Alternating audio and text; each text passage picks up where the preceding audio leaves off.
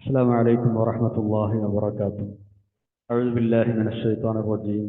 بسم الله الرحمن الرحيم. الحمد لله الحمد لله الحمد لله رب العالمين. اللهم صل على سيدنا محمد وعلى آل سيدنا مولانا محمد. رب اشرح لي صدري ويسر لي أمري واحلل عقدة من لساني يفقهوا قولي. أعوذ بكلمات الله التامة من كل شيطان وهامة ومن كل عين لامة ولا حول ولا قوة إلا بالله العلي العظيم. ബഹുമാന്യരായ മുഅ്മിനീങ്ങളെ മുഅ്മിനാത്തുകളെ, പരിശുദ്ധ ഖുർആനിലെ 154-ാമത്തെ പേജാണ് ഇന്ന് നമുക്ക് റൈഹാൻ ഖുർആൻ ക്ലാസ്സിൽ പഠിക്കാനുള്ളത്. അള്ളാഹു നമ്മുടെ ഈ സംഗമം സ്വാലിഹായ അമലായി ഖബൂൽ ചെയ്യട്ടെ.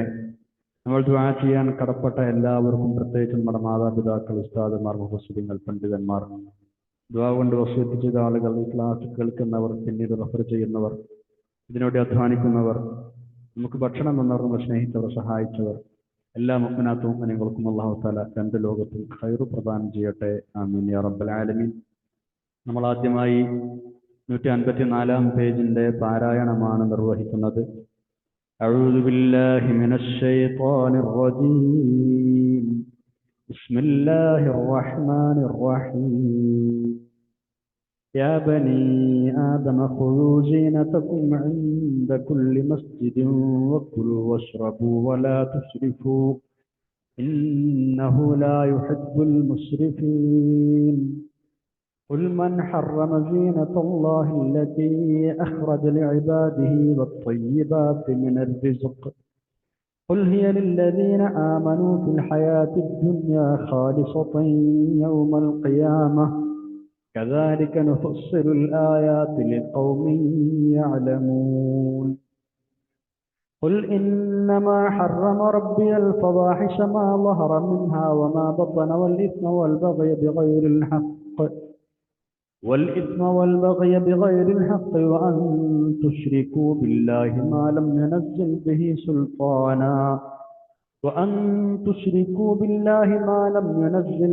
سلطانا وأن تقولوا على الله ما لا تعلمون. ولكل أمة أجل فإذا جاء أجلهم لا يستأخرون ساعة ولا يستقدمون. يا بني آدم إما يأتينكم رسل منكم يقصون عليكم آياتي فمن اتقى وأصلح فلا خوف عليهم ولا هم يحزنون. والذين كذبوا بآياتنا واستكبروا عنها أولئك أصحاب النار هم فيها خالدون. فمن أظلم ممن افترى على الله كذبا أو كذب بآياته أولئك ينالهم نصيبهم من الكتاب حتى إذا جاءتهم رسلنا يتوفونهم قالوا أين ما كنتم تدعون من دون الله قالوا ضلوا عنا وشهدوا على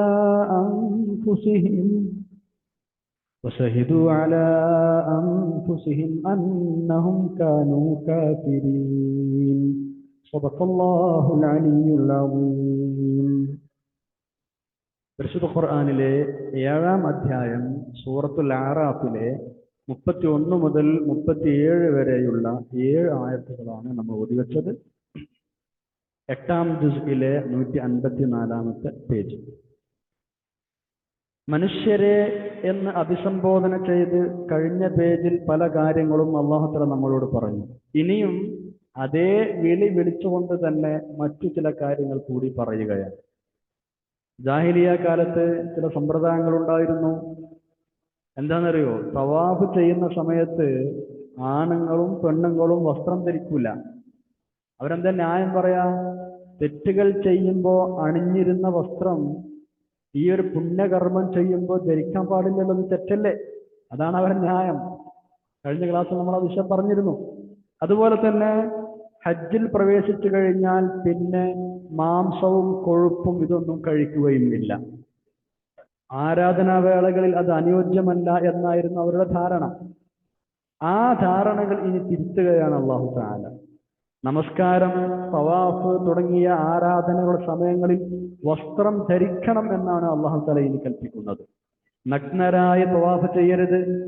അതേപോലെ തന്നെ നഗ്നരായ നമസ്കരിക്കുക, തവാഫ് ചെയ്യുക പോലെയുള്ള ആരാധനാകർമ്മങ്ങൾ നിങ്ങൾ നടത്തുന്ന രീതി ഉപേക്ഷിക്കണം. ആരാധനാക്രമങ്ങൾ ചെയ്യുമ്പോൾ നഗ്നത മറക്കുക മാത്രമല്ല, ഭംഗിക്കും അലങ്കാരത്തിനുമുള്ള വസ്ത്രങ്ങൾ കൂടി ധരിക്കണം എന്നുകൂടെ അല്ലാഹു ഉപദേശിക്കുകയാണ്. ഹജ്ജിൽ പ്രവേശിച്ചാലും അല്ലെങ്കിലും ഒക്കെ എപ്പോഴും അനുവദനീയമായ ഏത് ഭക്ഷണപാനീയങ്ങളും നിങ്ങൾക്ക് ഉപയോഗിക്കാം. അള്ളാഹു നൽകിയ അത്തരം അനുഗ്രഹങ്ങൾ ആവശ്യവും സന്ദർഭവും അനുസരിച്ച് ഉപയോഗപ്പെടുത്തുകയാണ് നിങ്ങൾ ചെയ്യേണ്ടത്. അതിന് മടി കാണിക്കേണ്ടതില്ല. അതേസമയം അതിലൊന്നും ഇസ്രാഫ് പാടില്ല. ഇസ്രാഫ് എന്ന് പറഞ്ഞാൽ ഓവറായി ചെയ്യുക, അമിതത്വം എന്ന് നമ്മൾ പറയില്ലേ, അതുണ്ടാവാൻ പാടില്ല. ഇങ്ങനെയൊക്കെയാണ് അല്ലാഹു തആല ഈ പേജിൽ ഒന്നാമത്തെ ആയത്തായി 31 കൽപ്പിക്കുന്നത്. നമുക്ക് ആയത്ത് പഠിച്ചു നോക്കാം ഇൻഷാ അല്ലാഹ്. ബിസ്മില്ലാഹിർ റഹ്മാനിർ റഹീം.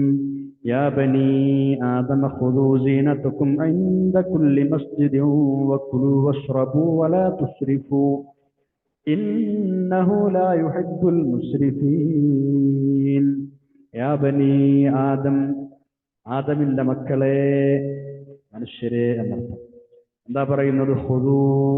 ഖുദൂ സീനതകും, നിങ്ങൾ വസ്ത്രാലങ്കാരം അണിയണം, നിങ്ങൾ അലങ്കാരമണിയണം, നിങ്ങളുടെ അലങ്കാരങ്ങൾ നിങ്ങൾ സ്വീകരിക്കണം. എപ്പോ? ഇൻദ കുല്ലി മസ്ജിദിൻ, എല്ലാ ആരാധനാവേളകളിലും, എല്ലാ ആരാധനകളുടെ സന്ദർഭങ്ങളിലും നിങ്ങൾ നിങ്ങളുടെ വസ്ത്രങ്ങൾ ധരിക്കണം, അലങ്കാരങ്ങൾ അണിയണം. സീനത്ത് എന്ന് പറഞ്ഞാൽ അലങ്കാരം എന്നാണ്. ഖുദ് എന്ന് പറഞ്ഞാൽ നിങ്ങൾ സ്വീകരിക്കണം, നിങ്ങൾ എടുക്കണം, നിങ്ങൾ അണിയണം എന്നൊക്കെ അർത്ഥം. നിങ്ങൾ അലങ്കാരങ്ങൾ അണിയണം എന്ന് പറഞ്ഞാൽ വസ്ത്രാലങ്കാരം നിങ്ങൾ അണിയണം ആരാധനാവേളകളിലൊക്കെ. മസ്ജിദ് എന്ന് പറഞ്ഞാൽ ആരാധനാവേളകൾ എന്ന ഉദ്ദേശം. നിസ്കരിക്കുന്ന സ്ഥലത്തിനാണ് ശരിക്കും മസ്ജിദ് എന്ന് പറയുക. അതുപോലെ തന്നെ വകുലു, നിങ്ങൾ ഭക്ഷണം കഴിക്കണം, നിങ്ങൾ ആഹരിക്കണം. വശ്റബു, നിങ്ങൾ വെള്ളം പാനീയം കുടിക്കുകയും വേണം. ഭക്ഷണ പാനീയങ്ങൾ നിങ്ങൾ ഉപയോഗിച്ചോളൂ, കഴിക്കുകയും കുടിക്കുകയും ചെയ്തോളൂ. നിങ്ങൾ ഹജ്ജിനെ ഇറാൻ കെട്ടിയെന്ന് വിചാരിച്ചിട്ട് അത് കഴിക്കാതിരിക്കണ്ട, കുടിക്കാതിരിക്കണ്ട. അതേപോലെ തവാഫ് ചെയ്യുന്ന സമയത്ത് വസ്ത്രം അഴിച്ചിടുകയും വേണ്ട, നിങ്ങൾ വസ്ത്രം ധരിക്കണം.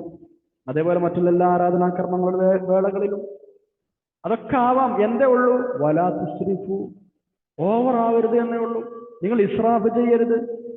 തിന്നോളൂ, കുടിച്ചോളൂ, പക്ഷേ വലാ തുസ്രിഫു, നിങ്ങൾ ഇസ്രാഫ് ചെയ്യരുത്, അമിതമാക്കരുത്. കാരണം ഇന്നഹു ലാ യുഹിബ്ബുൽ മുസ്രിഫീൻ, അല്ലാഹു തആല ദുർവ്യയം ചെയ്യുന്ന ആളുകളെ ഇഷ്ടപ്പെടുന്നില്ല. ഇസ്രാഫ് ചെയ്യുന്ന മുശ്രിഫീങ്ങളായ ആളുകൾ റബ്ബിന് ഇഷ്ടമല്ല. അതുകൊണ്ട് നിങ്ങൾ ആ പണി ചെയ്യരുത്. ഖുദൂ സീനതകും, സീനത്ത് എന്ന് പറഞ്ഞാൽ ഇവിടുത്തെ ഉദ്ദേശം വസ്ത്രം എന്നാണ്. ഈ കൽപ്പനകളുടെ അടിസ്ഥാനത്തിലാണ് നിസ്കരിക്കുന്ന സമയത്ത്, പ്രത്യേകിച്ച് ജമാഅത്ത് അതേപോലെ തന്നെ പെരുന്നാൾ നമസ്കാരങ്ങളിലൊക്കെ ഏറ്റവും നല്ല മുന്തിയ വസ്ത്രം ധരിക്കുക, സുഗന്ധം ഉപയോഗിക്കുക, വൃത്തിയാവുക, കുളിച്ച് ശുദ്ധിയാവുക മുതലായ കാര്യങ്ങൾക്ക് പ്രത്യേകം നബി സല്ലല്ലാഹു അലൈഹി വസല്ലം തങ്ങൾ പ്രോത്സാഹനം നൽകിയത്, അതൊക്കെ പ്രത്യേകമായി സുന്നത്തായി നിശ്ചയിക്കപ്പെട്ടത്.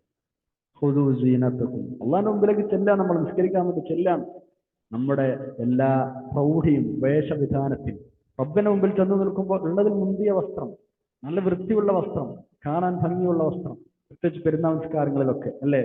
ഖുദൂ സീനതകും പ്രത്യേകം സുന്നത്താണ്. അതേപോലെ തന്നെ ഏത് സമയവും നമുക്ക് അനുവദിച്ച എന്തും കഴിക്കാം, എന്തും കുടിക്കാം, അനുവദിച്ചതൊക്കെ നമുക്ക് ചെയ്യാം. ഓവറാവരുത് എന്നേ ഉള്ളൂ. വലാ തുസ്രിഫു, ഇസ്രാഫ് എന്നത് പല ടൈപ്പാണത്, പല വിധമുണ്ട്. അള്ളാഹു അനുവദിച്ചത് നിഷിദ്ധമാക്കൽ ഇസ്രാഫാണ്. ബഹീറ, സായിബ മുതലായ കുറെ മൃഗങ്ങളെ മുശ്രിക്കുകൾ നിഷിദ്ധമാക്കിയിരുന്നു നമ്മൾ മുമ്പ് പഠിച്ചിട്ടുണ്ട്. അള്ളാഹു അനുവദിച്ചതാണ്, പക്ഷെ അവർ നിഷിദ്ധമാക്കി അവരെ വകയായിട്ട്. അതുപോലെ തന്നെ അള്ളാഹു അനുവദിച്ചത് ലംഘിച്ചിട്ട് ഹറാമ് ചെയ്യുക, അതും ഇസ്രാഫാണ്. അനുവദിച്ചത് തന്നെ അമിതമായി ഉപയോഗിക്കുക, അതും ഇസ്രാഫ് തന്നെയാണ്. നബി സല്ലല്ലാഹു അലൈഹി വസല്ലം തങ്ങള് എപ്പോഴും ഹദീസുകളിൽ പറയാറുണ്ട്, ഇസ്രാഫില്ലാതെ, അഹങ്കാരമില്ലാതെ നിങ്ങൾ തിന്നോളൂ, കുടിച്ചോളൂ, നിങ്ങൾ ഉടുത്തോളൂ, ധർമ്മം ചെയ്തോളൂ. അള്ളാഹു നിങ്ങൾക്ക് ചെയ്തെന്ന അനുഗ്രഹം നിങ്ങളുടെ ജീവിതത്തിൽ കാണണം, അത് അള്ളാഹുവിന് ഇഷ്ടമാണ്. ഓവറാവരുത് എന്നേ ഉള്ളൂ. അഹങ്കാരത്തിന്റെ രൂപത്തിൽ അത് ഉണ്ടാവരുത് എന്നേ ഉള്ളൂ. നിങ്ങൾക്ക് കഴിയുന്നത്ര നിങ്ങളുടെ വരുമാനത്തിന്റെ തോതനുസരിച്ച്, നിങ്ങളുടെ സ്റ്റാറ്റസ് അനുസരിച്ച് നല്ല വസ്ത്രം ധരിക്കാം, നല്ല ഭക്ഷണം കഴിക്കാം, എല്ലാം ചെയ്യാം. അതിലൊന്നും പിശുക്ക് കാണിക്കേണ്ട കാര്യമില്ല. അള്ളാഹു നിങ്ങൾക്ക് ചെയ്തത് നിഅമത്ത് നിങ്ങളിൽ കാണുന്നത്, പ്രകടമാകുന്നത് റബ്ബിന് ഇഷ്ടമാണ്. റസൂലുള്ളാഹി സ്വല്ലല്ലാഹു അലൈഹി വസല്ലം മറ്റൊരു ഹദീസിൽ പറയുന്നു, 2 കാര്യങ്ങൾ ഒഴിവാക്കിയാൽ നിങ്ങൾക്ക് വേണ്ടത് തിന്നാം, വേണ്ടത് കുടിക്കാം, എന്തു വേണമെങ്കിലും ചെയ്യാം. 2 കാര്യങ്ങൾ ഒഴിവാക്കിയാൽ മതി: അമിതത്വവും അഹങ്കാരവും. ഇത് രണ്ടുണ്ടാകാൻ പാടില്ല എന്നേ ഉള്ളൂ. ബാക്കിയൊക്കെ നമുക്ക് ചെയ്യാവുന്നതാണ്. മുൻഗാമികളായ പല മഹാന്മാരും ഈ വിഷയം പ്രത്യേകം പറയാറുണ്ട്. അതേപോലെ നമ്മളിപ്പോ ഈ പഠിച്ച ആയത്ത് കുലു വശ്റബു വലാ തുസ്രിഫു എന്ന ആയത്തിനെ കുറിച്ച് പ്രത്യേകമായി നമ്മുടെ മഹാന്മാരായ പണ്ഡിതന്മാരെ പറയാറുള്ളത് എന്താണെന്നറിയോ? അല്ലാഹു തആല വൈദ്യശാസ്ത്ര സംബന്ധമായ എല്ലാ കാര്യങ്ങളും ഒരൊറ്റ ആയത്തിന്റെ പകുതിയിൽ ഉൾക്കൊള്ളിച്ചിരിക്കുന്നു. ഏതാണത്? വകുലു വശ്റബു വലാ തുസ്രിഫു. തിന്നോളൂ, കുടിച്ചോളൂ, പക്ഷെ ഓവറാക്കരുത്. അല്ലെ? എല്ലാ രോഗത്തിന്റെ മൂല കാരണം എന്താണ്? ഇസ്രാഫ് തന്നെ. ഓവറായി തിന്ന്, ഓവറായി കുടിക്കുക, ഇതാണ് ഏറ്റവും പരമപ്രധാനമായ കാരണം. അപ്പൊ ഈ ഒരൊറ്റ ആയത്തിന്റെ പകുതിയിൽ വൈദ്യശാസ്ത്രത്തെ മുഴുവൻ, മെഡിക്കൽ സയൻസ് മുഴുവൻ അല്ലാഹു തആല കൊണ്ടുവന്നു വെച്ചു എന്നാണ് പണ്ഡിതന്മാർ പറയാറുള്ളത്. ഇസ്രാഫ് ഉണ്ടാവാതിരുന്നാൽ മതി എന്നർത്ഥം. ഭക്ഷണം കഴിക്കുമ്പോൾ പ്രത്യേകം ശ്രദ്ധിക്കുക. അല്ലേ? ഒരു മനുഷ്യൻ നിറച്ച പാത്രങ്ങളിൽ ഏറ്റവും മോശം അവന്റെ വയറാണ് എന്ന ഹദീസിലുണ്ട്. അപ്പൊ വയറ് നിറയെ മൂക്കറ്റം, എന്നിട്ട് പിന്നെയും വീണ്ടും കഴിക്കാം, അത് പാടില്ല. അത്യാവശ്യത്തിന് മാത്രം. ഒരു പിടി മതി എന്നാണ്. ഒരു മനുഷ്യന് എഴുന്നേറ്റ് നിൽക്കാൻ കഴിയുന്ന ഒരു പിടി ഭക്ഷണം അവന് മതി എന്നാണ്. പക്ഷേ ഇനി കൂടുതൽ തിന്നണമെന്നുണ്ടെങ്കിൽ ഇങ്ങനെ ആയിക്കോട്ടെ എന്ന് പറഞ്ഞ് റസൂലുള്ളാഹി സ്വല്ലല്ലാഹു അലൈഹി വസല്ലം 3 ഭാഗങ്ങളാക്കി വയറിനെ തിരിച്ചിട്ടാണ് നമ്മളോട് പറഞ്ഞത്. ഒരു ഭാഗം ഭക്ഷണം കൊടുത്തോളൂ, മറ്റൊരു ഭാഗം വെള്ളം കൊടുത്തോളൂ, മറ്റൊരു ഭാഗം നിങ്ങൾ കാറ്റിന് അതിനുള്ളിൽ ഫ്രീ ആയിട്ട് നിങ്ങൾ വിട്ടോളൂ. ഇങ്ങനെയാണ് പറഞ്ഞത്. നമ്മളെല്ലാം ഫില്ല് ചെയ്യാനാണ് നമ്മൾ ശ്രമിക്കുക. അത് ഇസ്രാഫിന്റെ ഭാഗത്തിൽ വരുമോ ഇല്ലേ എന്ന് നമ്മൾ ശ്രദ്ധിക്കണം. അതുണ്ടാവരുത് എന്നാണ് അല്ലാഹു തആല പറയുന്നത്. ആവശ്യത്തിലധികം ഉപയോഗിക്കുക, കഴിവിലധികം സന്ദർഭം നോക്കാതെ ഉപയോഗിക്കുക, ദുരഭിമാനത്തിനും പത്രാസിനും അന്തസ്സിനൊക്കെ വേണ്ടി ഉപയോഗിക്കുക, ഹറാമും ഹലാലും നോക്കാതിരിക്കുക, ഇതെല്ലാം ഇസ്രാഫ് എന്നതിന്റെ പരിധിയിൽ വരും. അതൊക്കെ നമ്മൾ ശ്രദ്ധിക്കുക. ഭക്ഷണപാനീയങ്ങളിൽ പോലും ഇസ്രാഫ് പാടില്ല എങ്കിൽ, പൊങ്ങച്ചവും മറ്റും പാടില്ല എങ്കിൽ, അലങ്കാര വസ്തുക്കൾ ഉപയോഗിക്കുന്നതിൽ എന്തായാലും പാടില്ലല്ലോ. അതിലേതായാലും നമ്മൾ തീർച്ചയായും മിതത്വം പാലിച്ചേ പറ്റും. ഇന്നിപ്പോൾ മത്സരം നടക്കുകയാണ്, എല്ലാവരും തമ്മിൽ മത്സരിക്കുകയാണ്. പൊങ്ങച്ചം കാണിക്കാനും മറ്റുമൊക്കെ, ദുരഭിമാനം നടിക്കാനും മറ്റുമൊക്കെ. അപ്പുറത്തൊരു പരിപാടി നടന്നു, അതിലേറെ ഉഷാറായി ഇവിടെ നടക്കണം. നമ്മളത് കാശുണ്ടോ ഇല്ലെന്നുള്ളൊന്നും വിഷയമല്ല, നമ്മുടെ വരുമാനം എത്രയാണെന്നുള്ളതും വിഷയമല്ല. കടം വാങ്ങിയിട്ടാണെങ്കിൽ പോലും പൊങ്ങച്ചത്തിനും ദുരഭിമാനം കാണിക്കാനും വേണ്ടി ആളുകൾ മത്സരിക്കുകയാണ്. അത് വ്യക്തിഗത തലങ്ങളിൽ മാത്രമല്ല, സമൂഹത്തിന്റെ എല്ലാ മേഖലകളിലും, മഹല്ലുകളിൽ വരെ അങ്ങനെ ചിന്താഗതി കടന്നുകൂടുന്നുണ്ട്. ഒരു ദുരഭിമാനത്തിന് വേണ്ടി മാത്രം ഇന്ന മഹലിൽ ഇത്ര ഉരുക്കളയാണ് ബലി പെരുന്നാളിന് അർത്ഥതയെങ്കിൽ അത് പറ്റൂല, നമ്മൾ അതിലേറെ ഉഷാറായിട്ട് ഇത്ര നമുക്ക് പറയെടുക്കണം, എന്നിട്ട് നമുക്ക് ഞെളിഞ്ഞു നിൽക്കണം, നമ്മളെ മഹലിൽ 1-ാം നമ്പറായി നിൽക്കണം. നല്ല കാര്യത്തിലുള്ള നല്ല നീയത്താണ് അതിനെ പിന്നിലെങ്കിൽ കുഴപ്പമൊന്നുമില്ല. വെറുതെ അഹങ്കാരം നടിക്കാനും ദുരഭിമാനത്തിനും മാത്രമാണെങ്കിൽ പാടില്ലാതെ പ്രത്യേകിച്ചൊരു കാര്യമില്ല എന്നാണ് പറഞ്ഞത്. ഒരു വിഷയത്തിൽ ഇസ്രാഫ് പാടില്ല. അങ്ങനെ മത്സരിക്കുകയൊന്നും വേണ്ട. അള്ളാഹു നമുക്ക് ചെയ്തതിന്റെ നിഅമത്തുകൾ വിനയാന്യതരായി അഹങ്കാരമില്ലാതെ സ്വീകരിക്കുകയാണ് നമ്മൾ ചെയ്യേണ്ടത്. ആ നിഅമത്തുകൾ മറ്റുള്ള ആളുകൾക്ക് ഷെയർ ചെയ്യുകയും പകുത്തു കൊടുക്കുകയും വേണം. അപ്പോഴാണ് ആ ഒരു നിഅമത്തിനുള്ള നന്ദി പൂർണ്ണമാകുന്നത് എന്നുകൂടെ സാന്ദർഭികമായി നമ്മൾ മനസ്സിലാക്കണം. 32-ാമത്തെ ആയത്തിലേക്ക് നമ്മൾ കടക്കുകയാണ്. ഭംഗിക്കും അഴകിനും വേണ്ടി മനുഷ്യർ ഉപയോഗിക്കാറുള്ള വസ്ത്രങ്ങൾ, അതേപോലെ തന്നെ വിശിഷ്ട തരം ഭക്ഷണപാനീയങ്ങൾ, ഇതെല്ലാം ഈ ഭൂമിയിൽ പടച്ചുണ്ടാക്കി തന്നത് അള്ളാഹുവാണ്. അവന്റെ അടിമകളായ നമുക്ക് വേണ്ടി ഉണ്ടാക്കിയതാണ് ഇവയെല്ലാം. എന്നിരിക്കെ അതിൽ ചിലത് നിഷിദ്ധമാണ്, ഉപയോഗിച്ചുകൂടാ എന്ന് വിധി കൽപ്പിക്കാൻ ആർക്കാണ് അധികാരമുള്ളത്? ഇതാണ് അള്ളാഹു തആല ചോദിക്കുന്നത്. അള്ളാഹുവിനല്ലാതെ ആർക്കും അതിന് അവകാശമില്ല. വല്ല ആളുകളും അങ്ങനെ ചെയ്യുകയാണെങ്കിൽ അത് സ്വീകാര്യവും അല്ല. അള്ളാഹു നൽകിയ അനുഗ്രഹങ്ങൾ ഉപയോഗപ്പെടുത്താൻ സൗകര്യമുണ്ടായിട്ടും മനഃപൂർവ്വം അത് ഉപേക്ഷിക്കുന്നത് നന്ദികേടാണ്. അതുകൊണ്ട് തന്നെ ഇത്രയും കർശനമായി അള്ളാഹു തആല വിഷയം പറയുന്നത്, ഒരിക്കലും അതിന് നിങ്ങൾക്ക് അധികാരമില്ല. നിങ്ങൾക്ക് തന്ന അനുഗ്രഹങ്ങൾ നിങ്ങൾ യഥാവിധി ഉപയോഗിക്കുകയാണ് വേണ്ടത്. കഴിവിനനുസരിച്ച് നല്ല വസ്ത്രങ്ങൾ തന്നെ ധരിക്കണം, നല്ലത് തന്നെ കഴിക്കണം. അതൊന്നും പാടില്ല എന്ന് ധരിച്ചിരിക്കുന്ന പല ആളുകളുമുണ്ട്. ഉണ്ടായിട്ടും അതൊന്നും പാടില്ല എന്ന് വിചാരിച്ചിരിക്കുന്ന ആളുകൾ, വല്ലാതെ പിശുക്കി ജീവിക്കുന്ന ആളുകൾ. അത് വേണ്ട, അങ്ങനെ ചെയ്യരുത് എന്നാണ് അല്ലാഹു തആല പറയുന്നത്. അതുപോലെ തന്നെ അതിനോട് ചേർന്ന് പറയുന്ന മറ്റൊരു കാര്യം, ഈ പറയപ്പെട്ട നല്ല വസ്തുക്കളെല്ലാം, നല്ല ഭക്ഷണങ്ങളും നല്ല വസ്ത്രങ്ങളും ഒക്കെ അലങ്കാരത്തിനും അല്ലാതെയുമുള്ള എല്ലാം അള്ളാഹു ഈ ലോകത്ത് പടച്ചിരിക്കുന്നത് യഥാർത്ഥത്തിൽ അവനെ അംഗീകരിക്കുന്ന സത്യവിശ്വാസികൾക്ക് വേണ്ടിയാണ്. എങ്കിലും അവനെ അംഗീകരിക്കാത്ത അവിശ്വാസികളും അവർക്കും അത് അവൻ നൽകുന്നുണ്ട്. അതവന്റെ കാരുണ്യമാണ്. ഇഹലോകത്ത് മറ്റുള്ളവരും ആ അനുഗ്രഹങ്ങൾ ഉപയോഗിക്കുന്നുണ്ട്. അള്ളാഹു അവർക്ക് കൊടുക്കാണ്, തടയുന്നില്ല. സത്യത്തിൽ അത് അവകാശപ്പെട്ടത് മുഅ്മിനീങ്ങൾക്ക് മാത്രമാണ്. പക്ഷേ പരലോകത്ത് അത് മുഅ്മിനീങ്ങൾക്ക് മാത്രമുള്ളതായിരിക്കും. ഇവിടെ മുഅ്മിനീങ്ങൾക്ക് അവകാശപ്പെട്ടതാണെങ്കിലും അല്ലാഹു തആല മറ്റുള്ളവർക്കും കൊടുക്കുന്നുണ്ട്. റബ്ബിനെ അംഗീകരിക്കാത്ത, ഒരു സുജൂദ് പോലും ചെയ്യാത്ത ആളുകൾക്കും ഇവിടെ എല്ലാ സൗകര്യങ്ങളും കൊടുക്കുന്നു. ഇത് ദുനിയാവിൽ അല്ലാഹു തആല ചെയ്യുന്ന റഹ്മത്താണ്. ആഖിറത്തിൽ പക്ഷേ അത് മുഅ്മിനീങ്ങൾക്ക് മാത്രമുള്ളതായിരിക്കും. ലോകാവസാനം സംഭവിച്ച് പരലോക ജീവിതം ആരംഭിച്ചു കഴിഞ്ഞാൽ ഇത്തരം അനുഗ്രഹങ്ങളെല്ലാം സത്യവിശ്വാസികൾക്ക് മാത്രമേ ലഭിക്കുകയുള്ളൂ. ഇങ്ങനെയൊക്കെ കാര്യങ്ങൾ വിശദീകരിച്ചു തരുന്നത് ശരിക്ക് കാര്യങ്ങൾ മനസ്സിലാക്കുന്ന ആളുകൾക്ക് വേണ്ടി അറിയാനാണ്, അവർക്ക് ചിന്തിക്കാനാണ്, ഉൾക്കൊള്ളാനാണ് എന്നും അല്ലാഹു തആല പറയുന്നുണ്ട്. നോക്കാം നമുക്ക് 32-ാമത്തെ ആയത്ത്. ബിസ്മില്ലാഹിർ റഹ്മാനിർ റഹീം.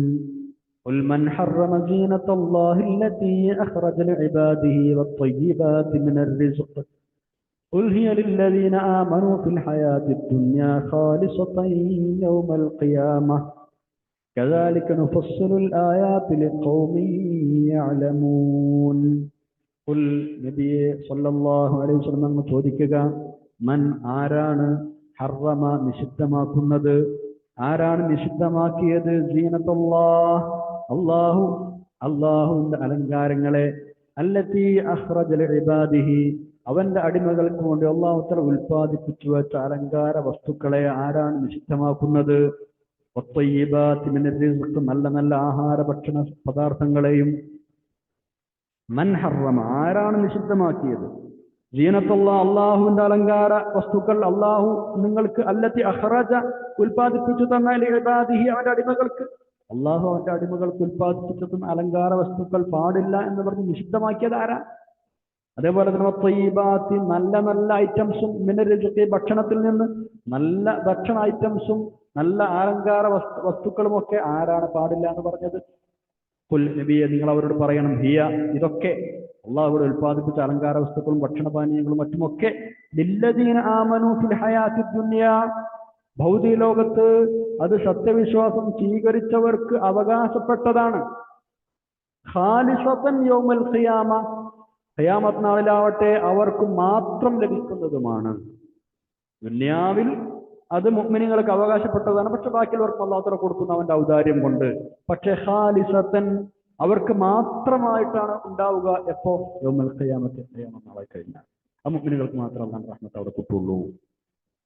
കദാലിക നുഫസ്സിലുൽ ആയാത്ത് കദാലിക അപ്രകാരം നുഫസ്സിലു നമ്മൾ വിശദീകരിക്കുന്നു അൽ ആയാത്തി ദൃഷ്ടാന്തങ്ങളെ ലിഖൗമി യഅലമൂൻ വിവരമുള്ള ജനങ്ങൾക്ക് വേണ്ടി, അറിയുന്ന മനസ്സിലാക്കുന്ന ആളുകൾക്ക് വേണ്ടി നമ്മൾ ആയാത്തുകൾ ഇതേപോലെ തഫ്സീൽ ചെയ്യുകയാണ്, വിശദീകരിക്കുകയാണ്. 13-ാമത്തെ ആയത്ത് നോക്കൂ. നല്ല വസ്തുക്കളൊന്നും അള്ളാഹു നിഷിദ്ധമാക്കിയിട്ടില്ല എന്ന് നമ്മൾ പറഞ്ഞല്ലോ. എന്നാൽ പിന്നെ ഏതു കാര്യങ്ങളാണ് അവൻ നിഷിദ്ധമാക്കിയത്? അങ്ങനെ ചോദ്യം അവിടെ വരാമല്ലോ. അതിനുള്ള മറുപടിയാണ് ഇനി പറയുന്നത്. അടിസ്ഥാനപരമായി 5 കാര്യങ്ങൾ മാത്രമാണ് അള്ളാഹു നിഷിദ്ധമാക്കിയത്, അല്ലാത്തതൊന്നും അവൻ നിഷിദ്ധമാക്കിയിട്ടില്ല. അടിസ്ഥാനപരമായാണ് ഈ പറഞ്ഞത്.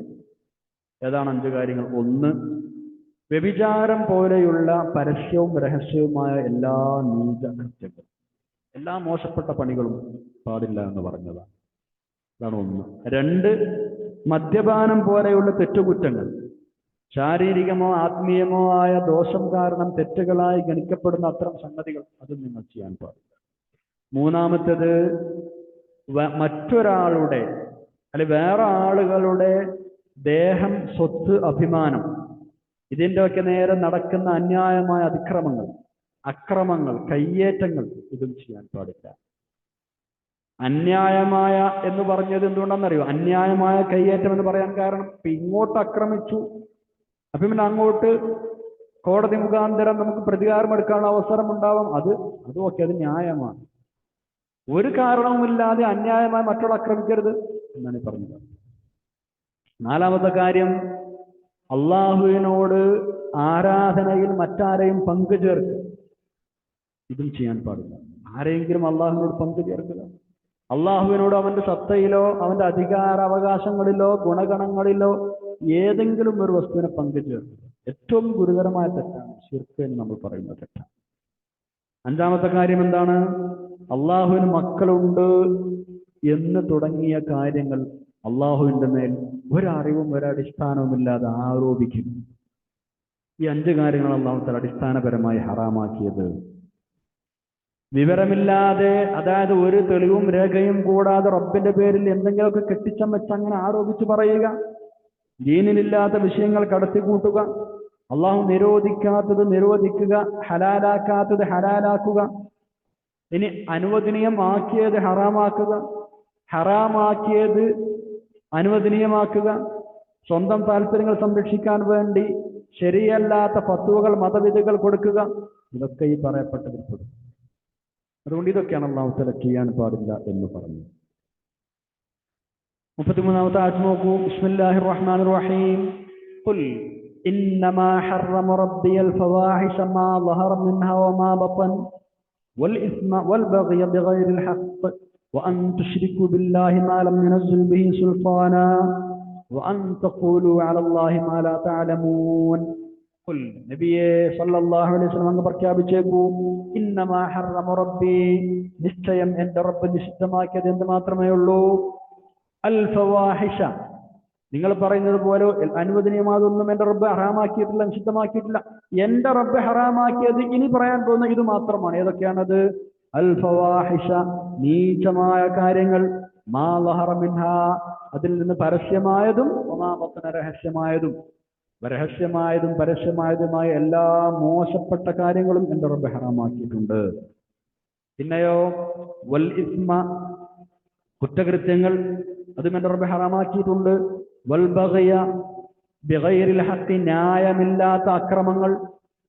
വൽ ബഗ്യ, അതിക്രമങ്ങളും ഹറാമാക്കിയിട്ടുണ്ട്. ബിഗൈറിൽ ഹഖ്, ന്യായമില്ലാത്ത അന്യായമായി ചെയ്യുന്ന അതിക്രമങ്ങൾ. വഅൻ തുശ്രികൂ ബില്ലാഹ്, അള്ളാഹുവിനോട് നിങ്ങൾ പങ്കു ചേർക്കുന്നതിനെയും എന്റെ റബ്ബ് നിരോധിച്ചിട്ടുണ്ട്, ഹറാമാക്കിയിട്ടുണ്ട്. മാ ലം യുനസ്സിൽ ബിഹി സുൽത്താന, അള്ളാഹു യാതൊരു തെളിവും അവതരിപ്പിച്ചിട്ടില്ലാത്തവയെ അവനോട് പങ്കു ചേർക്കുക. സുൽത്താൻ എന്ന് പറഞ്ഞാൽ തെളിവ്, പ്രമാണം എന്നൊക്കെ പറയും. മാ ലം യുനസ്സിൽ ബിഹി സുൽത്താന, അള്ളാഹു യാതൊരു തെളിവും അവതരിപ്പിച്ചിട്ടില്ലാത്തവയെ അള്ളാഹുവോട് പങ്കു ചേർക്കുക. ഇതും ചെയ്യാൻ പാടില്ല. പിന്നെന്തും വഅൻ തഖൂലു അലല്ലാഹി മാ ലാ തഅലമൂൻ, നിങ്ങൾക്കറിയാത്ത കാര്യങ്ങൾ അള്ളാഹുവിന്റെ മേൽ ആരോപിക്കാനും പാടില്ല.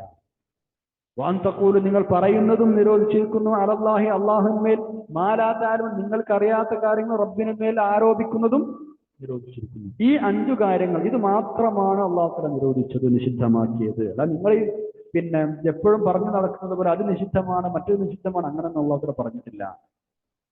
അതൊക്കെ നിങ്ങളെ വക ഉണ്ടാക്കുകയാണ്. 34-ാമത്തെ ആയത്തിലേക്ക് നമ്മൾ കടക്കുന്നു. അള്ളാഹുവിനെ കുറിച്ചുള്ള ബോധവും സന്മാർഗനിഷ്ഠയും ഒരു മനുഷ്യന് ഉണ്ടാകുന്ന കാലത്തോളം, അല്ലെങ്കിൽ ഒരു സമൂഹത്തിന് ഉണ്ടാകുന്ന കാലത്തോളം ആ സമൂഹം ജീവസുറ്റതായിരിക്കും, നല്ല റാഹത്തുള്ള സമൂഹമായിരിക്കും അത്. നേരെ മറിച്ച് ധിക്കാരവും താന്തോന്നിത്തരവും ദുർമാർഗവും അതിരുകവിയുകയാണ് എങ്കിൽ പിന്നെ ആ സമൂഹം നല്ലവർക്ക് പോകില്ല, അവർ നശിക്കുകയായിരിക്കും ഫലം. എപ്പോഴാണ് ആ നാശം വരിക, ആ നാശം സംഭവിക്കുക, അല്ലെങ്കിൽ എപ്പോഴാണ് സംഭവിക്കേണ്ടത്, ഇതെല്ലാം അള്ളാഹുവിന് മാത്രം അറിയുകയുള്ളൂ.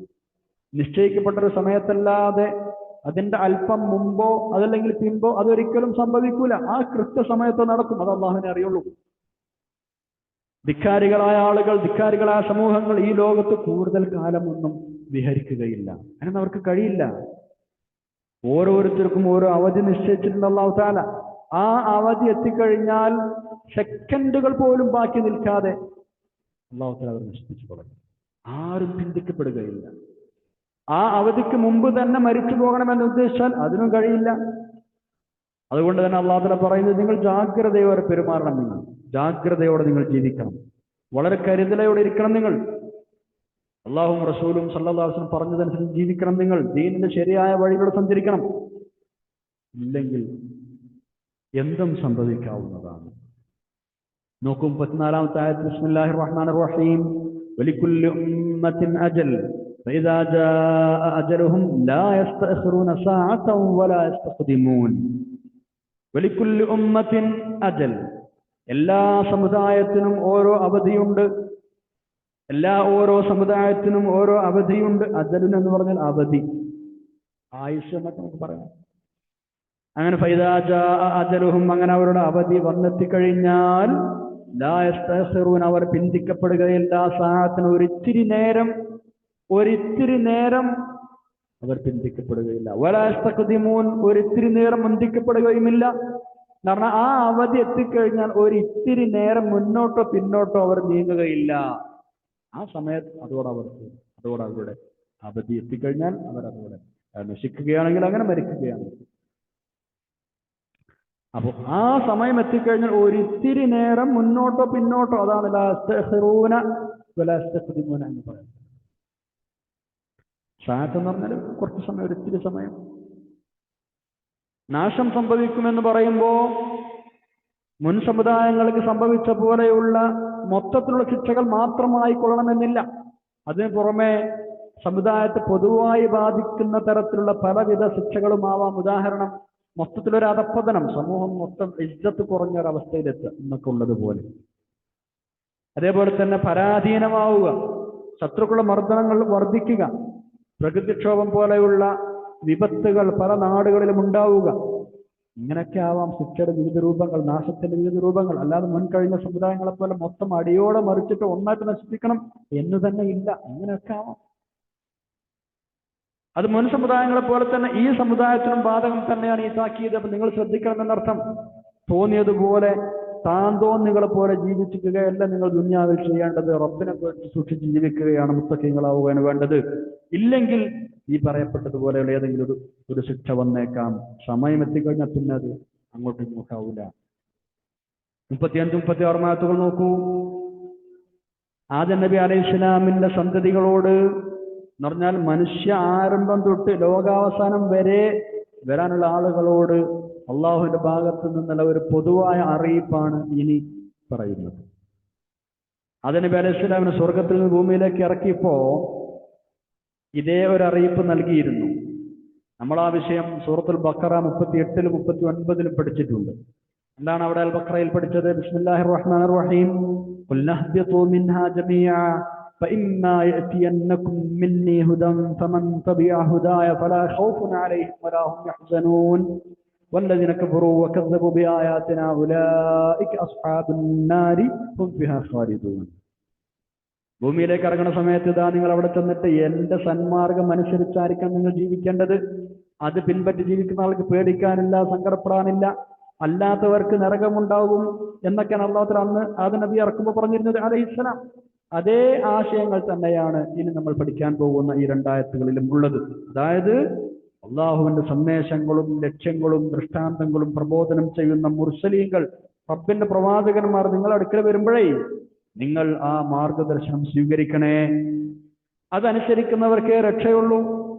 അതനുസരിച്ച ആളുകൾക്ക് ഒന്നും പേടിക്കാനില്ല, സങ്കടപ്പെടേണ്ടി വരില്ല. അവർ അല്ലാത്ത ആളുകൾക്ക് നരകശിക്ഷയായിരിക്കും ഉണ്ടാവുക. ഇതാണ് ഇനി പറയുന്ന അറിയിപ്പിന്റെ ചുരുക്കം. അങ്ങനെ നിങ്ങളെ നേർമാർഗത്തിലേക്ക് ക്ഷണിക്കുന്ന ഒരു റസൂലാണ് ഇപ്പൊ നിങ്ങളുടെ അടുത്തേക്ക് വന്നിട്ടുള്ളത്. അതുകൊണ്ട് ആ റസൂലിനെ, ആ തിരുനബിയെ സല്ലല്ലാഹു അലൈഹി വസല്ലം പിൻപറ്റൽ നിങ്ങളുടെ കടമയാണ്, ബാധ്യതയാണ്. നോക്കൂ ആയത്തുകൾ. ബിസ്മില്ലാഹിർ റഹ്മാനിർ റഹീം. യാ ബനീ ആദമ ഇമ്മാ യഅതിയന്നകും റസൂലുൻ മിൻകും യഖുസ്സൂന അലൈക്കും ആയാതി ഫമൻ ഇത്തഖാ വഅസ്ലഹ ഫലാ ഖൗഫുൻ അലൈഹിം വലാ ഹും യഹ്സനൂൻ. യാ ബനീ ആദം, മനുഷ്യരെ, ആദമിന്റെ മക്കളെ, ഇമ്മാ യഅതിയന്നകും, നിങ്ങളുടെ അടുക്കിലേക്ക് വരുമ്പോൾ, റസൂലുൻ മിൻകും, നിങ്ങളിൽ നിന്ന് തന്നെയുള്ള ദൂതന്മാർ നിങ്ങളുടെ അടുക്കിലേക്ക് വരുമ്പോൾ, യഖുസ്സൂന, വിവരിച്ചു തന്നുകൊണ്ട്, അലൈക്കും, നിങ്ങൾക്ക്, ആയാത്തി, എന്റെ ദൃഷ്ടാന്തങ്ങൾ. അപ്പൊ എന്റെ ദൃഷ്ടാന്തങ്ങൾ വിവരിച്ചു തരാനായി നിങ്ങളിൽ നിന്ന് തന്നെയുള്ള ദൂതന്മാർ നിങ്ങളടുക്കിലേക്ക് വരുമ്പോൾ നിങ്ങളത് അംഗീകരിച്ച് ആരത് സ്വീകരിച്ചുവോ ഫമനിത്തഖ, അപ്പൊ ആരാണ് സൂക്ഷ്മ ജീവിതം നയിച്ചത്, വഅസ്ലഹ, ആരാണ് അതൊക്കെ കേട്ട് സൽക്കർമ്മങ്ങൾ ചെയ്തത്, വലാ ഖൗഫുൻ അലൈഹിം, അത്തരം ആളുകൾക്കൊന്നും പേടിക്കാനില്ല, വലാഹും യഹ്സനൂൻ, അവർക്ക് ദുഃഖിക്കേണ്ടി വരികയുമില്ല. അല്ലാത്ത ആളുകളുടെ അവസ്ഥ എന്താ? അതാണ് 36-ൽ പറയുന്നത്. വല്ലദീന കസ്സബൂ ബിആയാതിനാ വസ്തക്ബറൂ അൻഹാ ഉലൈക അസ്ഹാബുൻ നാർ ഹും ഫീഹാ ഖാലിദൂൻ. അങ്ങനെ ആ മുർസലീങ്ങൾ കാര്യങ്ങൾ വിവരിച്ചുകൊണ്ട് അവരുടെ അടുക്കിലേക്ക് വരുമ്പോ അത് നിഷേധിച്ച ആളുകളുടെ അവസ്ഥ എന്താ? വല്ലദീന കസ്സബൂ, നിഷേധിച്ച ആളുകൾ, ബിആയാതിനാ, നമ്മുടെ ദൃഷ്ടാന്തങ്ങൾ നിഷേധിച്ച ആളുകൾ, വസ്തക്ബറൂ അൻഹാ, അതിനു നേരെ അഹന്ത നടിക്കുകയും ചെയ്ത ആളുകൾ, അതിനു നേരെ അഹങ്കരിക്കുകയും ചെയ്യുന്ന ആളുകൾ, ഉലൈക, ആ കൂട്ടരാണ് അസ്ഹാബുന്നാർ, നരകത്തിന്റെ വക്താക്കളാണവർ, നരകത്തിന്റെ ആളുകളാണവർ, ഹും അവർ, ഫീഹാ, ആ നരകത്തിൽ, ഖാലിദൂൻ, ശാശ്വതരായി എന്നെന്നും വസിക്കുന്ന ആളുകളുമാണ്. അതുകൊണ്ട് നിങ്ങൾ ശ്രദ്ധിക്കണേ, നിങ്ങൾ അമ്പിയാക്കൾ പിൻപറ്റണേ. ഫമനിത്തഖ വഅസ്ലഹ ഫലാ ഖൗഫുൻ അലൈഹിം വലാ ഹും യഹ്സനൂൻ. മുത്തഖീങ്ങളായവർ ആരാണോ, ഇസ്ലാഹ് കൊണ്ടു നടന്നവർ ആരാണോ, നമ്മ സൽക്കർമ്മങ്ങൾ ചെയ്ത ആളുകൾ ആരാണോ, അവർക്ക് പേടിക്കാനില്ല, സങ്കടപ്പെടാനില്ല. അല്ലാഹു നമ്മളെ കൂട്ടത്തിൽ ചേർത്ത് തരട്ടെ. ആമീൻ യാ റബ്ബൽ ആലമീൻ. നമ്മുടെ ആയാത്തുകൾ എന്ന് പറഞ്ഞാൽ ദീനീയായ എല്ലാ നിയമങ്ങളും, റബ്ബിന്റെ നിയമവിധികൾ എന്നർത്ഥം. റബ്ബിന്റെ ദൃഷ്ടാന്തങ്ങൾ നിഷേധിച്ചവർ എന്ന് പറഞ്ഞാൽ ദീനിന്റെ നിയമങ്ങൾ അനുസരിക്കാത്ത ആളുകൾ എന്ന് ചുരുക്കം. ഇവര് വല്ലതിനെ കസ്സബു, ആ ഒരു നിഷേധിക്കൽ മാത്രമല്ല ചെയ്തത്, വ്യാജമാക്കുക മാത്രമല്ല ചെയ്തത്, വസ്തക്ബറു അൻഹാ, അഹങ്കാരം നടിക്കുകയും ചെയ്തു. ഞങ്ങളോട് പാരാങ്ങളൊക്കെ പറയാൻ, അതാണല്ലോ, അങ്ങനെയാണ് പ്രവാചകന്മാർ നേരിട്ടത്. ഞങ്ങളെ കൂട്ടത്തിൽപ്പെട്ട ഒരാളായ നീ ഞങ്ങളോടൊക്കെ പറയേ. അഹങ്കരിക്കുകയാണ് അവർ ചെയ്തത്, റബ്ബിന്റെ നിയമങ്ങളെ പുച്ഛിക്കുകയാണ് അവർ ചെയ്തത്, അല്ലാഹുവിന്റെ വേദഗ്രന്ഥം കൊടുത്തു അതൊക്കെ തള്ളിക്കളയുകയാണ് ചെയ്തത്. വസ്തക്ബറു അൻഹാ, അത് വലിയ തെറ്റാണ്. ഇവിടെ ഇങ്ങനെ അള്ളാഹുവിന്റെ ദൃഷ്ടാന്തങ്ങളെ, ദീനി നിയമ സംഹിതകളെ, ശരീഅത്തിനെ പുച്ഛിച്ച് തള്ളിക്കളയുന്നത് സത്യനിഷേധികൾ മാത്രമല്ല, ഉറച്ച സത്യനിഷേധികളാണ് അങ്ങനെ ചെയ്യുക. എന്നാൽ അതിൽ മനസ്സ് പൂണ്ടുപോയ ആളുകൾ ഉണ്ടാവില്ലേ, അവരാണ് അഹങ്കാര മനസ്ഥിതിയോടെ റബ്ബിന്റെ നിയമങ്ങൾ തള്ളിക്കളയുന്നത്. അത്തരക്കാർക്ക് ശാശ്വത നരകം തന്നെയാണ് ഫലം. അള്ളാഹു നമ്മളെ കാക്കട്ടെ. നമ്മൾ ശ്രദ്ധിക്കണം. ശരീഅത്തിനോടുള്ള കളി, ശരീഅത്തിന്റെ നിയമങ്ങളെ പുച്ഛിക്കുക, ആ നിയമങ്ങളെ തള്ളിപ്പറയുക, സ്വന്തം എന്തുമാവാം എന്നുള്ള നിലയിൽ പെരുമാറുക, ലിബറലിസത്തിന്റെ പേരിൽ, പരിപൂർണ സ്വാതന്ത്ര്യത്തിന്റെ പേരിൽ ശരീഅത്തിന്റെ നിയമസംഹിതകളെ കൊച്ചാക്കുക, ആളുകൾക്കിടയിൽ പരിഹസിക്കുക, സോഷ്യൽ മീഡിയയിൽ അതിട്ട് വഷളാക്കുക, കരിവാരിത്തേക്കുക, ഇതൊക്കെ ഇന്ന് നിരന്തരം നടന്നുകൊണ്ടിരിക്കുന്ന വിഷയങ്ങളാണ്. അത് ധിക്കാരമാണ്, അത് അഹങ്കാരമാണ്. അത്തരം ആളുകൾക്ക് ശിക്ഷയാണ് അള്ളാഹു ഇവിടെ പറയുന്നത്. അള്ളാഹു നമ്മളെ കാക്കട്ടെ. ആമീൻ യാ റബ്ബൽ ആലമീൻ. 37-ാമത്തെ ആയത്ത് നോക്കൂ. അള്ളാഹുവിന്റെ ലക്ഷ്യങ്ങൾ നിഷേധിച്ച ആളുകൾ നരകത്തിന്റെ അവകാശികളാണ് എന്നാണ് ഇപ്പൊ നമ്മൾ തൊട്ടുമുമ്പ് പറഞ്ഞത്. ഇനി പറയുന്നത് അത്തരം ആളുകൾ നേരിടേണ്ടി വരുന്ന അവസ്ഥകളുടെ ഭയാനകത വിശദീകരിക്കുകയാണ്. അതികഠിനമായ രംഗങ്ങളായിരിക്കും അവർക്ക് നേരിടേണ്ടി വരിക. അള്ളാഹുവിന് സമന്മാരുണ്ട്, പങ്കുകാരുണ്ട് എന്ന് പറഞ്ഞ ആളുകൾ, അള്ളാഹുവിന് മക്കളുണ്ട് എന്ന് പറഞ്ഞ ആളുകൾ, അള്ളാഹുവിന്റെ ദൃഷ്ടാന്തങ്ങൾ അഹങ്കാരപൂർവ്വം നിഷേധിച്ച ആളുകൾ, ഇവരെക്കാൾ അക്രമികളായി വേറാറുള്ളത്. അങ്ങനെയൊക്കെയാണെങ്കിലും പെട്ടെന്ന് അള്ളാഹു തആല അവരുടെ മേൽ നടപടിയെടുക്കുന്നില്ല. അവർക്ക് സാവകാശം കൊടുക്കുകയാണ്. അവർക്ക് കണക്കാക്കിയ എല്ലാ ഓഹരികളും, അത് ഭക്ഷണമാവട്ടെ, വസ്ത്രമാവട്ടെ, പാനീയമാവട്ടെ, ആയുസ്സാവട്ടെ, എല്ലാം അള്ളാഹു തആല വകവെച്ചു കൊടുക്കുന്നുണ്ട്. അതൊക്കെ അവർക്ക് കിട്ടും. അവർക്ക് കണക്കാക്കിയതെല്ലാം അള്ളാഹു തആല കൊടുക്കുന്നുണ്ട്. പെട്ടെന്ന് നടപടിയെടുക്കുന്നില്ല. അങ്ങനെ അവർക്ക് നിശ്ചയിച്ച ആയുഷ്കാലം തീരുന്ന സമയത്ത് അവരുടെ ആത്മാവ് പിടിച്ചെടുത്തു കൊണ്ടുപോകാനായി അള്ളാഹുവിന്റെ ദൂതന്മാരായ മലക്കുൽ മൗത്തിന്റെ നേതൃത്വത്തിൽ അവരടുക്കൽ വരും. ആ സമയത്തുള്ള രംഗമാണ് വളരെ ഭയാനകമായിരിക്കുന്നത്. നിങ്ങൾ വിളിച്ചും ആരാധിച്ചും പോന്നിരുന്ന ആ ദൈവങ്ങളൊക്കെ എവിടെ പോയി എന്ന് മലക്കുകൾ അവരോട് ചോദിക്കും. ആ സമയത്ത് നിങ്ങളെ സഹായിക്കാനന്മാർ വരുന്നില്ലേ? ഇങ്ങനെയൊക്കെ അവരുടെ റൂഹ് കൊണ്ടുപോകാൻ വരുന്ന മലക്കുകൾ അവരോട് പരിഹാസ രൂപേണ ചോദിക്കുമെന്ന. അതെന്താ അവർ പറയാ? കൈമലർത്തും, അയ്യോ ഞങ്ങൾ പെട്ടുപോയി, അതൊക്കെ ഞങ്ങളെ ഒഴിവാക്കി പോയല്ലോ, ഞങ്ങളെ ഉപേക്ഷിച്ചു പോയല്ലോ, ആരും ഞങ്ങളെ സഹായത്തിനില്ലല്ലോ, ഞങ്ങൾക്കിപ്പോഴാണ് തെറ്റുബോധ്യമായത്, ഒരു ഉപകാരവും അവർക്കൊണ്ട് ഞങ്ങൾക്കുണ്ടായില്ല. ഇങ്ങനെയൊക്കെ ആയിരിക്കും അവരുടെ മറുപടി. കൈമേർത്ത് കുറ്റം സമ്മതിക്കും. ഞങ്ങൾ സത്യനിഷേധികളായിരുന്നു എന്ന് സ്വന്തത്തിനെതിരെ ആവർത്തന സാക്ഷി പറയും. ചെയ്തത് അബദ്ധമായി പോയെന്ന് സമ്മതിക്കും. അപ്പോൾ അവർക്കത് ബോധ്യമാകും. പക്ഷേ എന്തു കാര്യം? ശിക്ഷയുടെ മലക്കുകളും ഇനി ചെല്ലേണ്ട ഭയാനകമായ ദൃശ്യങ്ങളും മുന്നിൽ കാണുമ്പോൾ ഞാൻ വിശ്വസിച്ചു എന്ന് പറഞ്ഞതുകൊണ്ട് കാര്യമുണ്ടോ? ഇല്ലല്ലോ. അപ്പൊ കുറ്റബോധം ഉണ്ടായതുകൊണ്ട്, പശ്ചാത്താപം ഉണ്ടായതുകൊണ്ട് കാര്യമില്ല. അതുകൊണ്ടാണ് അള്ളാഹുവിന്റെ ഇപ്പോഴേ കാര്യങ്ങൾ ഇങ്ങനെ വ്യക്തമായി പറഞ്ഞു തരുന്നത്. അങ്ങനെ മരിക്കുന്ന സമയത്ത് നിസ്സഹായരായി ഞങ്ങൾ സത്യനിഷേധികൾ തന്നെയായിരുന്നു എന്ന് സ്വന്തത്തിനെതിരെ സാക്ഷ്യം പറയുവാൻ അവർക്ക് നിർവാഹം ഉണ്ടാവുകയുള്ളൂ. ആയത്ത് നോക്കാം, 37-ാമത്തെ ആയത്ത്. ബിസ്മില്ലാഹിർ റഹ്മാനിർ റഹീം. ومن أظلم ممن افترى على الله كذبا أو كذب بآياته أولئك ينالهم نصيبهم من الكتاب حتى إذا جاءتهم رسلنا يتوفونهم قالوا أين ما كنتم تدعون من دون الله قالوا ضلوا عنا وشهدوا على أنفسهم أنهم كانوا كافرين فمن أظلم ആരാണ് അക്രമിയായിട്ടുള്ളത്? മിമ്മൻ ഒരാളേക്കാൾ, ഇഫ്തറ അലല്ലാഹി കദിബ അള്ളാഹുവിന്മേൽ അവൻ കള്ളം ആരോപിച്ചിരിക്കുന്നു. അള്ളാഹുവിന്മേൽ കള്ളം ആരോപിച്ചവനേക്കാൾ അതിക്രമിയായിട്ടുള്ളത് വേറെ ആരാണ്? ഔ കദ്ദബ ബിആയാതിഹി അല്ലെങ്കിൽ അള്ളാഹുവിന്റെ ദൃഷ്ടാന്തങ്ങൾ നിഷേധിച്ചവരേക്കാൾ അതിക്രമി ആരാണ്? ഇഫ്തറ എന്ന് പറഞ്ഞാൽ കെട്ടിച്ചമച്ചുണ്ടാക്കുക, ഫാബ്രിക്കേറ്റ് ചെയ്യുക മറ്റും. ഉലൈക അത്തരം ആളുകൾക്ക് യനാലുഹും അവർക്ക് ലഭിക്കും, നസീബുഹും മിനൽ കിതാബ് വിധിപ്രകാരമുള്ള ഓഹരി അവർക്ക് ലഭിക്കുക തന്നെ ചെയ്യും. ഈ ദുനിയാവിൽ അവർക്ക് കണക്കാക്കിയ ഓഹരി ഒക്കെ കിട്ടും. ഭക്ഷണത്തിന്റെ ഓഹരി, പാനീയത്തിന്റെ ഓഹരി, വസ്ത്രത്തിന്റെ ഓഹരി, മറ്റു സൗകര്യങ്ങളെ ഓഹരി, ആയുസ്, ഇതെല്ലാം അവർക്ക് കൃത്യമായി ദുനിയാവിന് കിട്ടും. അതാണ് ഉലൈക യനാലുഹും നസീബുഹും മിനൽ കിതാബ്. ഗ്രന്ഥത്തിൽ നിന്നുള്ള അവരുടെ ഓഹരി അവർക്ക് ലഭിക്കുമെന്നാണ് അതിന്റെ ശരിക്കർത്ഥം. ഗ്രന്ഥം എന്ന് പറഞ്ഞാൽ അവർക്ക് കണക്കാക്കി വെച്ച ഓഹരി ഉണ്ടാവില്ല ലോഹുൽ മഹ്ഫൂദിൽ, അത് കൃത്യമായി അവർക്ക് ലഭിക്കും. അവരുടെ നസീബ് അവർക്ക് എല്ലാം കൃത്യമായി തേച്ചു കൊടുക്കുന്നുണ്ട്. എന്നിട്ട് ആ ആയുഷ് തീരണ സമയത്ത് എന്താ സംഭവിക്കുക എന്നാണ് ഇനി അല്ലാഹു തആല പറയുന്നത്. ആയുഷ് കണക്കാക്കിയത് വരെ എല്ലാം നിശ്ചയിച്ചു വെച്ച ഓഹരികളൊക്കെ അവർക്ക് കിട്ടും. അങ്ങനെ ഹത്താ ഇദാ ജാഅത്ഹും, ഹത്താ അങ്ങനെ ഇദാ ജാഅത്ഹും അവരുടെ അടുത്തേക്ക് വന്നാൽ, റസൂലുനാ നമ്മുടെ ദൂതന്മാർ, മലക്കുൽ മൗത്തിന്റെ നേതൃത്വത്തിലുള്ള റൂഹ് പിടിക്കാനുള്ള മലായിക്കത്ത് അവരുടെ അടുക്കൽ വന്നാൽ, എപ്പോ യതവഫൗനഹും അവരെ മരിപ്പിക്കാൻ വേണ്ടി നമ്മുടെ ദൂതന്മാർ അവരുടെ അടുക്കൽ ചെന്നാൽ, ഖാലു ആ മലായിക്കത്ത് അവരോട് ചോദിക്കും, ഐനമാ കുൻതും തദഊന മിൻ ദൂനില്ലാഹ്, അള്ളാഹുവിനെ വിട്ട് നിങ്ങൾ ആരാധിച്ചിരുന്ന കുറെ വസ്തുക്കളില്ല, അതൊക്കെ എവിടെ പോയി? എന്താ ഈ ഒരു സമയത്തൊന്നും നിങ്ങളെ സഹായിക്കാൻ വരണില്ലേ? അതൊക്കെ അവർക്ക് തെറ്റ് മനസ്സിലാവുന്നു. ഖാലു അവർ പറയുന്നു, വല്ലൂ അന്നാ, അവയൊക്കെ ഞങ്ങളെ കൈയൊഴിഞ്ഞ് പോയിരിക്കുന്നു.